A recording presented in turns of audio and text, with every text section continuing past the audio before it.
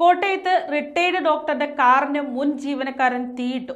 തീ പടർന്ന് ഗുരുതരമായി പൊള്ളലേറ്റ് വയോധികൻ ചികിത്സയിലിരിക്കെ മരിച്ചു. കോട്ടയം ഗാന്ധിനഗറിലാണ് നാടിനെ നടുക്കിയ സംഭവമുണ്ടായത്. കോട്ടയം മെഡിക്കൽ കോളേജിലെ എൻഡോക്രൈനോളജി വിഭാഗം മുൻ മേധാവി ഡോക്ടർ CR ജയകുമാറിന്റെ ഗാന്ധിനഗറിലുള്ള അഞ്ചേരിൽ ഗാർഡൻ എന്ന വീട്ടിലാണ് ദാരുണമായ സംഭവങ്ങൾ അരങ്ങേറിയത്. തിങ്കളാഴ്ച രാവിലെ 9 മണിയോടെയായിരുന്നു സംഭവം.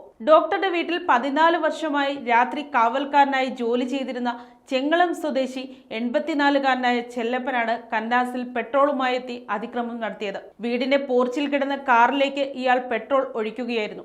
വാഹനം കഴുകുകയാണെന്ന് കരുതിയിരുന്ന മറ്റു ജീവനക്കാർ തീ ആളിക്കത്തിയപ്പോഴാണ് അപകടം തിരിച്ചറിഞ്ഞത്. തീവെപ്പിൽ കാർ ഏതാണ്ട് പൂർണ്ണമായും കത്തി നശിച്ചു. ഇതിനിടെ കാറിൽ നിന്നും ചെല്ലപ്പന്റെ ദേഹത്തേക്കും അതിവേഗം തീ പടരുകയായിരുന്നു. 95% പൊള്ളലേറ്റ ഇയാളെ ഉടൻ തന്നെ കോട്ടയം മെഡിക്കൽ കോളേജ് ആശുപത്രിയിലെ തീവ്രപരിചരണ വിഭാഗത്തിൽ പ്രവേശിപ്പിച്ചെങ്കിലും രാത്രി 8:30 മരണം സംഭവിക്കുകയായിരുന്നു. മൃതദേഹം നിലവിൽ ആശുപത്രി മോർച്ചറിയിൽ സൂക്ഷിച്ചിരിക്കുകയാണ്. കഴിഞ്ഞ മാർച്ചിൽ ജോലി നിർത്തുകയാണെന്ന് അറിയിച്ച ചെല്ലപ്പന് ഡോക്ടർ സാമ്പത്തിക സഹായം നൽകിയിരുന്നു.